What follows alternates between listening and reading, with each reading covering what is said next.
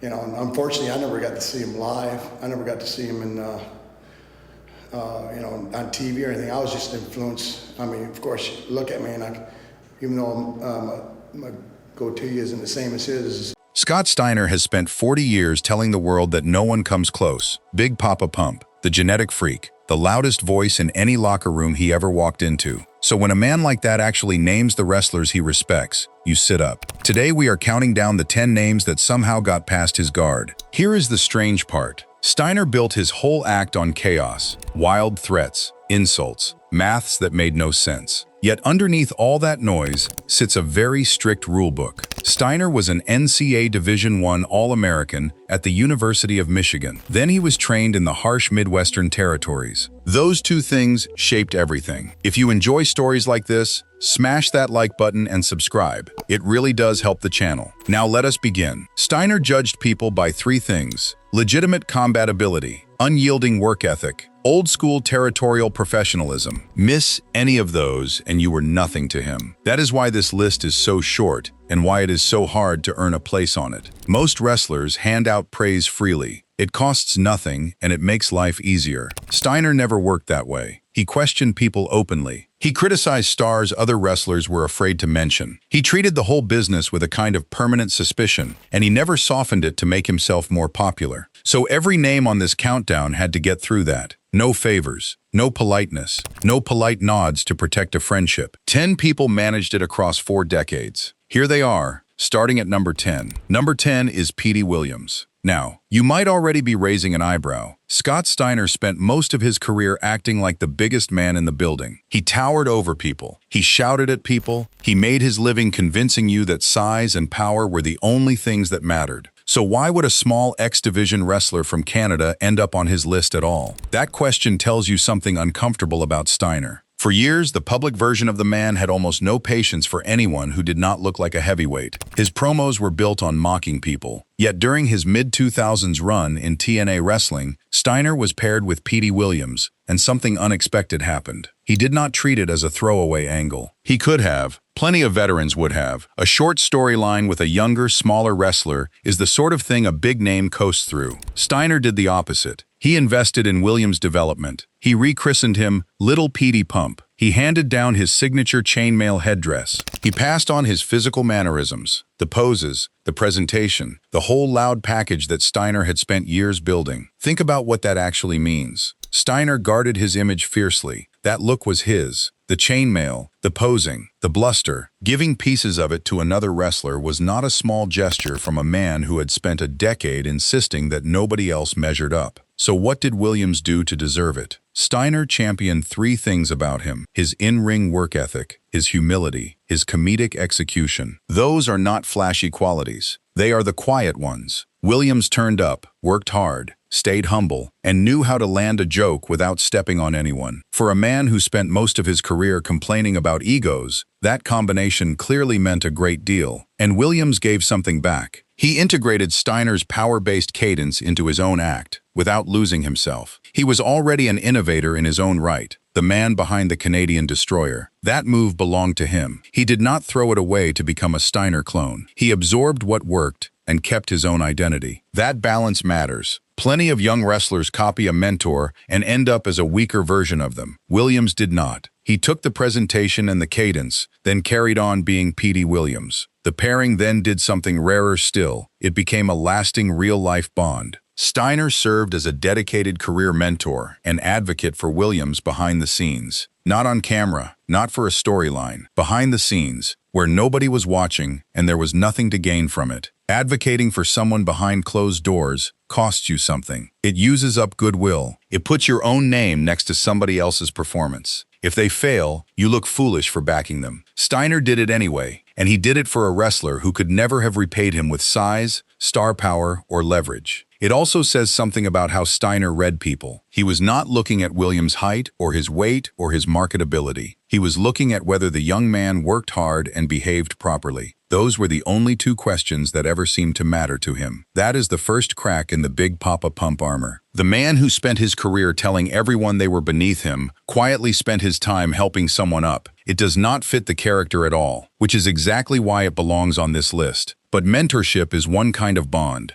Friendship is another, and Steiner has always been a difficult man to be friends with. Number 9 is Buff Bagwell. Let us be honest about the era this friendship came from, because it was not a happy one. Following the Steiner brothers' split in early 1998, Scott Steiner aligned with the New World Order. He began teaming with Marcus Buff Bagwell. It was the tail end of WCW, and the company was falling apart around them. That is a difficult time to be a wrestler. Everyone is nervous. Everyone is fighting for space. Backstage politics get worse when the ship is sinking, and Steiner has never been quiet about how much he hated politics in wrestling. He watched people work the system instead of working matches, and he made his opinion very clear. So the friendship that came out of that period is genuinely surprising. It began as a storyline pairing, nothing more. Two men put together by a booker because it made sense on screen. That is normally where it stops. Wrestlers work together for a year, the angle ends, and they drift into different towns and different companies and never speak again. Instead, it developed into one of Steiner's closest real-life friendships in the industry. Bagwell and Steiner formed a natural comedic and physical tandem. On screen, they fitted together. Off screen, it went further. They traveled together across the rigorous WCW schedule, which is where wrestling friendships are actually made or destroyed. Anyone can be pleasant for a 3-minute segment. Very few people survive months of shared cars, late nights, bad food, and long drives without wanting to strangle each other. They survived it, and they kept it going. Their alliance carried on across later tenures, in independent promotions, and in TNA. That is not a workplace friendship. That is the real thing. Here is where the story gets a little less flattering, though. Bagwell frequently noted that Steiner's formidable backstage reputation afforded them latitude on the road. Read that again. Steiner's reputation was so intimidating that being his friend came with practical benefits. People left him alone. That is not exactly a warm and cuddly picture of the man. It is a reminder that Steiner's presence in a locker room was something people worked around rather than enjoyed. But Bagwell was not simply riding along. Steiner appreciated 3 specific things about him. The first was loyalty. In a company that was collapsing, with everyone looking after themselves, Bagwell stayed loyal. Steiner noticed. The second was his unselfish in-ring bump-taking. Bagwell was willing to take the physical punishment. He took the hard landings so the match looked right. Steiner came from a world where you earned respect by absorbing pain without complaining, and Bagwell did exactly that. The third was simply his personality, his vibrant, energetic presence during the tumultuous final years of WCW. When the building is on fire, the person who can still make you laugh becomes valuable in a way that is difficult to measure. There is a version of this story where none of that happens. Steiner had just lost his brother as a partner after the Steiner brothers split. He was rebuilding his entire act from scratch. He could easily have treated Bagwell as a replacement he never asked for, and resented him for it. That would have been the normal reaction from a man with Steiner's temper. Instead, he found someone he actually liked. In the middle of the messiest period of his career, in a company sliding towards the end, Steiner made a friend who stayed for decades. That is worth more than most title reigns. So Bagwell did not fight his way onto this list. He did not out-wrestle Steiner. He did not have an Olympic medal or a legendary reputation for violence. He earned his place by being loyal, by taking his bumps, and by being good company on a long drive through a bad year. That should tell you Steiner's standards were not purely about violence. But to understand where those standards came from in the first place, we have to go back much further than WCW. Back to a gym in Ohio, before anyone knew his name. Number 8 is Dick the Bruiser, the Sheik, and Dr. Jerry Graham Jr. 3 names, 1 entry, because they belong together. These are the men who built the wrestler Scott Steiner became, long before television cameras were pointed at him. Before reaching national television, Steiner was forged in the harsh, protected environment of the Midwestern territorial system. That word harsh is doing a lot of work. The territories were not kind. They were not designed to be. Young wrestlers were tested constantly, and plenty of them were quietly pushed out. Steiner was trained by Jerry Jaffe, who wrestled as Dr. Jerry Graham Jr. Alongside him were 2 territorial legends, the Sheik, real name Edward Farhat,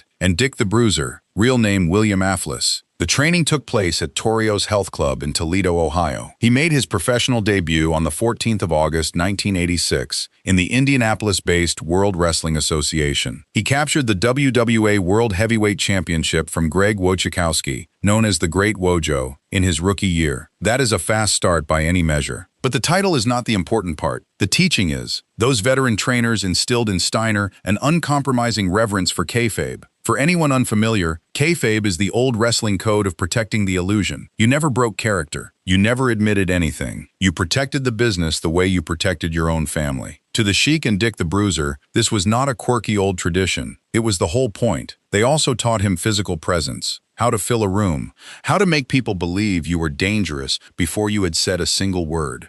And they taught him the necessity of maintaining legitimate ring toughness, not pretend toughness, real toughness. In their world, if you could not genuinely handle yourself, you did not belong. Now here is the part that explains so much of Steiner's later behavior, and not always in a flattering way. The lessons he learned from the Sheik and Dick the Bruiser about crowd psychology and authentic menace remained visible throughout his subsequent runs across WCW, WWE, and TNA wrestling. He never let it go. Steiner carried their lessons for 40 years and applied them to everyone he met. That is a stronger tribute than any speech. You can call that stubborn. Plenty of people did. But it also means his respect was never given away cheaply, because the men who trained him never gave anything away cheaply either. Those trainers built the wrestler, but the character that made Steiner famous came from somewhere else entirely, and from a man he never trained with at all. Number 7 is superstar Billy Graham. This one is uncomfortable, and it should be, because Scott Steiner spent years telling everybody he was an original, that there had never been anyone like him, that nobody could touch what he did on a microphone or in the gym. And yet the character that made him a main event star was built from a blueprint that already existed. Scott Steiner's early career showcased clean-cut athletic apparel and technical mastery. That was the real man, the amateur, the technician, the wrestler who could out-grapple almost anyone in the building. But in the late 1990s, he reinvented himself as Big Poppa Pump, and that reinvention drew directly from the aesthetic established by superstar Billy Graham in the 1970s. Look at the list of what he adapted: bleached blonde hair and facial hair, brightly colored ring gear, oversized sunglasses, chainmail headwear, a hyper-muscular physique that emphasized peak bicep development. Every one of those things came from somewhere, and it went deeper than the look. Steiner mirrored Graham's self-aggrandizing, rhythmically cadence-driven microphone delivery, that famous Steiner promo style, the one people still quote today. The rhythm and the swagger and the endless bragging has a direct ancestor. Now, plenty of wrestlers would have buried that. Plenty would have insisted they invented themselves from nothing. Steiner did not. In historical retrospective interviews, he openly credited Graham as the blueprint for the charismatic bodybuilder heavyweight archetype. For a man whose entire character was built on refusing to give anyone else credit, that admission is genuinely striking. But there is a harder truth underneath it, and it is worth saying plainly. Steiner did not adopt that character purely because he admired it. He adopted it because he needed it. Severe spinal injuries and foot drop limited his high-flying agility. The man who could once fly could no longer fly. His body had taken too much. So the Graham blueprint became a lifeline. It extended his main event shelf life well after those injuries had taken away what made him special in the first place. The character kept him at the top when his body could no longer carry him there alone. That is a bittersweet thing to sit with. The loudest, most confident act in wrestling was partly a response to physical decline. The bigger the promos got, the less he could do in the ring. It also reframes the respect. Steiner did not admire Billy Graham the way a fan admires a poster on a wall. He admired him the way a craftsman admires a tool that saved his career. Graham had proved that a heavyweight could survive on charisma and presentation. When Steiner needed that route, it was already mapped out for him. And to be fair to Steiner, borrowing a blueprint is not the same as copying a man. Graham created the template in the 1970s. Steiner took it into the late 1990s and pushed it much further than anyone expected. The muscle got bigger. The promos got stranger. The character became something Graham himself never was. But the bones were not his. The bleached hair, the sunglasses, the bragging cadence, the bodybuilder heavyweight idea itself. All of it existed before Big Poppa Pump ever walked down a ramp. So Graham earns his place not through friendship, not through toughness, but through pure influence. He gave Steiner a second career. Influence is one thing, but Steiner never respected anyone who only had a look. The next man had a look too, and he backed it up with more work than almost anyone. Number 6 is Sting. If you have been listening carefully, you might have noticed something about Steiner. He is deeply, permanently suspicious of successful people. He frequently voiced skepticism about the political machinations of top-tier talent. In his eyes, plenty of stars got where they were by working the office rather than working the crowd. That suspicion is the key to understanding why Sting matters so much here. Sting, real name Steve Borden, served as the central franchise pillar of WCW throughout its peak years. He was the face of the company. He was the man on the poster. In Steiner's worldview, that is normally exactly the sort of person who gets treated with suspicion. Their history goes back a long way. Steiner's respect for Sting stems from decades of working together at the top of major cards. It started with the critically acclaimed tag team bout at Super Brawl I in 1991, where the Steiner brothers defended their titles against Sting and Lex Luger. Years later, the two men shared a locker room again in TNA Wrestling, joining forces as part of the Main Event Mafia in 2008. That is a very long professional relationship, long enough to see someone at their best and their worst. And in an industry rife with backstage political sabotage, Sting never gave Steiner a reason to turn on him. Three qualities stand out. First, egoless dedication to the company. Sting put the business ahead of himself. Second, professional reliability. He turned up, he delivered, and people could plan around him. Third, and most importantly for a man like Steiner, a selfless willingness to put over rising talent. That last one deserves a moment. Putting someone over means losing. It means allowing a younger wrestler to beat you so the crowd believes in them. Every wrestler says they are willing to do it. Very few actually are, especially when they are the biggest star in the company and have the power to say no. Sting said yes. Sting's ability to maintain top-tier box office draw status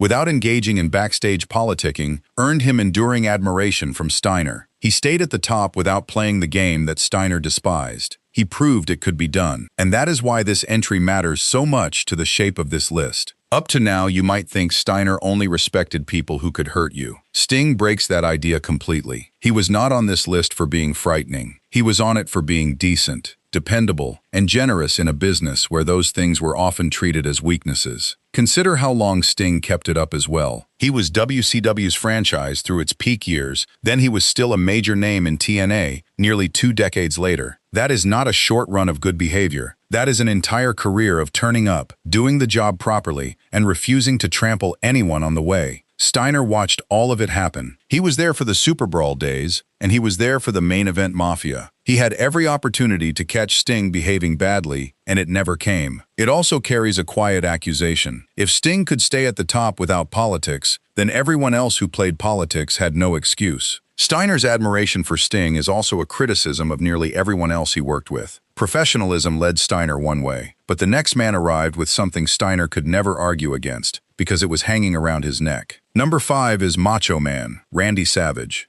Randy Savage was a huge personality, enormous, eccentric, loud. On paper, he is exactly the sort of top-tier star Steiner spent his career being skeptical about. A man who had been at the very top of the WWF and then WCW with all the leverage and status that comes with it. But Savage stood out as a performer who commanded Steiner's absolute respect. Not grudging respect, absolute. The reason is simple. Savage did the work. Steiner traveled extensively with Savage during their tenures in both the World Wrestling Federation and WCW. Again, we come back to the road. That is where Steiner formed his real opinions of people. Not in the ring, where anyone can perform for 10 minutes, but in cars and hotels and airports, where the mask comes off. And what Steiner saw impressed him. He frequently recounted road stories that highlighted Savage's obsessive commitment to the business. Obsessive is the right word. Savage lived it. The intense, eccentric lifestyle was not a character he switched off when the cameras stopped. Steiner praised him for 3 things in particular. His meticulous match choreography. Savage planned. He thought about every beat of a match, working out what would land and what would not. That was not common. Plenty of stars relied on instinct and got away with it. Savage refused to. His unyielding ring work ethic. He never coasted. He never gave the crowd a half-effort night because the town was small or the card was quiet. And his ability to project an electric, unhinged intensity that remained authentic to audiences. That is the hardest thing on the list. Crowds can smell a fake. Savage never felt fake, no matter how strange the act became. Here is the line that really explains it, though. Unlike contemporaries who relied strictly on backstage leverage, Savage's willingness to push himself and his opponents to physical exhaustion matched the Steiner brothers' own high-collision philosophy. There it is. The comparison Steiner keeps making. Other stars used their position. Savage used his body. The Steiner brothers wrestled a punishing style. Hard throws, real impact, matches that hurt to work and hurt to watch. When they got in the ring with Savage, he did not ask them to soften it. He met them there and pushed back. And there is something else hiding in this entry. Steiner has never been shy about criticizing the biggest names in wrestling. He has spent years questioning stars, offices, and decisions. So the fact that Savage survived that scrutiny for decades is remarkable on its own. Savage was not a quiet man who kept his head down. He was one of the most famous performers alive, with all the ego that comes with that. Steiner should have found something to object to. He never did, because there was nothing to find. The work was always there. So the lesson from this entry is clear. Steiner could tolerate an enormous personality, an eccentric lifestyle, and a man who was more famous than he was, as long as that man paid for it in sweat. Savage paid every night. That was one man's intensity. But Steiner and his brother also faced an entire team built on the same idea, and that team set the bar for everything they did next. Number 4 is the Road Warriors, Hawk and Animal, Michael Hegstrand and Joseph Laurinaitis. When the Steiner brothers entered Jim Crockett Promotions and WCW, the dominant power dynamic in tag team wrestling belonged to these two men, and it was not close. The Road Warriors established a global benchmark for explosive, power-based tag team competition. They were not simply popular, they were the definition of what a powerhouse team was supposed to look like. Every other team in the world was measured against them. Now, this is normally where wrestling stories turn ugly. Two dominant teams in the same company, competing for the same spot. In an era when territory meant everything, you would expect resentment. You would expect backstage maneuvering. You would expect exactly the sort of politics Steiner complained about for the rest of his life. That is not what happened. Rather than clashing over locker room territory, Scott Steiner viewed Hawk and Animal as the ultimate standard bearers. He did not try to undercut them. He did not campaign against them. He measured himself against them, and that measurement had real consequences. The Road Warriors' physical stiffness, dynamic double-team offenses, and imposing presence forced the Steiner brothers to elevate their physical output. Think about what physical stiffness means in wrestling. It means the strikes land. It means the contact is real enough to hurt. Working with them was not comfortable. You could not coast. If you did, you would be exposed instantly, because standing across from Hawk and Animal made everything look soft by comparison. So the Steiners went harder. They threw people further. They hit harder. They built a style that could stand next to the most explosive team in the world without shrinking. And it worked. Steiner frequently acknowledged that competing against Hawk and Animal validated the Steiners' standing at the apex of tag team wrestling history. That word validated is important. Steiner did not feel like he belonged at the top because a promoter said so, or because he held a title, or because a crowd cheered. He felt he belonged because he stood opposite the best and did not fall short. There is something almost old-fashioned about that. In a business where reputation is often manufactured, Steiner wanted his to be earned in front of the toughest opponents available. But it also reveals the harder edge of the man. Steiner did not respect the Road Warriors for being nice to him. There is nothing warm in this entry at all. This is respect built entirely on collision. They hit him and his brother hard enough to force them to improve, and that was enough. It is also a rare example of Steiner accepting that somebody got somewhere first. The Road Warriors owned that space before the Steiners arrived. They set the rules for what a powerhouse tag team looked like, and every team afterwards, including the Steiner brothers, was working inside a standard that Hawk and Animal had already built. Steiner never seems to have resented that. He treated it as a challenge rather than an insult. In a career full of complaints about other people's positions, this is one time he simply accepted the benchmark and went to work on reaching it. That is what respect through competition looks like. Two teams, making each other better by refusing to give an inch. Steiner respected men who could hurt him, but there was one man he genuinely did not want to test, and even Big Poppa Pump admitted it out loud. Number 3 is Haku, Tonga Fifita, known as Haku, known as Meng. Within the culture of professional wrestling locker rooms, he holds an almost mythological reputation as the most legitimately dangerous fighter in the history of the modern industry. Read that carefully. Not the toughest character, not the best at looking tough, the most legitimately dangerous fighter, a real one. Now consider who is doing the admiring here. Scott Steiner was an imposing, collegiate-trained heavyweight, entirely capable of handling physical confrontation. This is a man with a genuine amateur wrestling background and a well-known backstage reputation. He was not somebody who scared easily, and he was certainly not somebody who admitted to being scared. And yet Steiner openly acknowledged Haku as the singular individual who commanded total fear and respect. Singular. One man, out of everyone he ever shared a locker room with across 4 decades. The Steiner brothers frequently witnessed Haku's real-life altercations. They saw it happen. This is not a rumor passed around a message board. It is something they watched with their own eyes. One incident stands out in particular. During a barroom brawl, Haku incapacitated multiple aggressors and reportedly resisted the effects of police-grade mace. Sit with that for a second. Multiple attackers, not one, and police-grade mace, which is designed specifically to stop a grown adult instantly, apparently did not do the job. That is the story Steiner and his brother carried with them, and Steiner drew a very clear line because of it. He regularly stated that while many wrestlers played tough characters,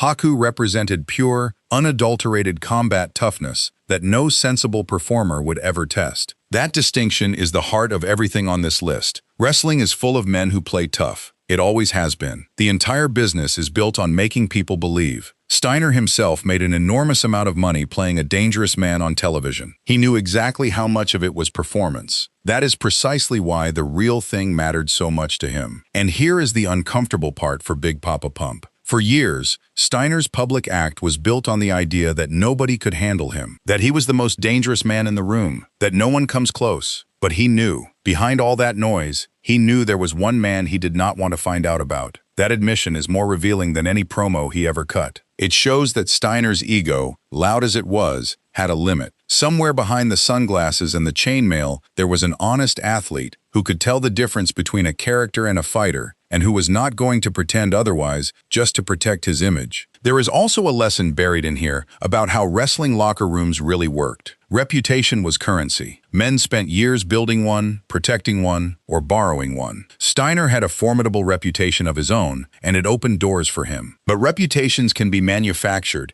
and everybody in that world knew which ones were real. Haku never had to build his. It was simply true, and the stories that followed him around were told by people who had watched it happen. That is why Steiner spoke about him differently from everyone else on this list. Steiner respected real toughness because he had spent his life around fake toughness. Haku was the proof that the real thing still existed. Toughness was one form of legitimacy, but there was another form, and it came with a gold medal attached. Number 2 is Kurt Angle. Having competed at the highest tier of NC Division I wrestling, Scott Steiner evaluated technical performers with a discerning eye. That is a polite way of saying he was extremely difficult to impress. This is worth being blunt about, because it explains a lot of Steiner's attitude over the years. He had done the real thing. He had wrestled at the top level of American amateur sport, where nothing is scripted and nobody helps you. When he looked at professional wrestlers claiming to be great athletes, he was measuring them against a standard most of them had never faced. Very few passed that test. Kurt Angle passed it instantly. His respect for Angle, the 1996 Olympic gold medalist in freestyle wrestling, was immediate and profound. There was no argument to have, no debate about push or politics or booking. Angle had won an Olympic gold medal in wrestling, and there is no way to fake that, no way to talk your way into it, and no promoter on earth who can hand it to you. Steiner did not have to take anyone's word for it, but if that were the whole story, this entry would be simple, and it is not. Because plenty of great amateur athletes have walked into professional wrestling and failed. The skills do not transfer as neatly as people assume. Amateur wrestling rewards control and efficiency. Professional wrestling rewards timing, storytelling, and performance. Many gifted athletes have found that out the hard way. Angle did not fail. Steiner praised him not only for his legitimate wrestling credentials but for achieving what very few amateur champions accomplished: an immediate, nuanced mastery of sports entertainment psychology, promo cadence, comedic timing, comedy from an Olympic gold medalist. That combination almost never happens. Steiner would have understood the difficulty better than anyone because he had made the same journey himself. He knew exactly how strange it feels to have real credentials and then be asked to perform. He had spent years learning presentation the hard way. Angle picked it up quickly and made it look natural. Number 1 is Rick Steiner. Everything begins here. The foundation of Scott Steiner's career is inseparable from his older brother, Robert Rex Steiner. Both brothers competed in collegiate wrestling for the University of Michigan before turning professional. That shared background is the single most important fact in this entire story. Every standard Scott applied to other wrestlers,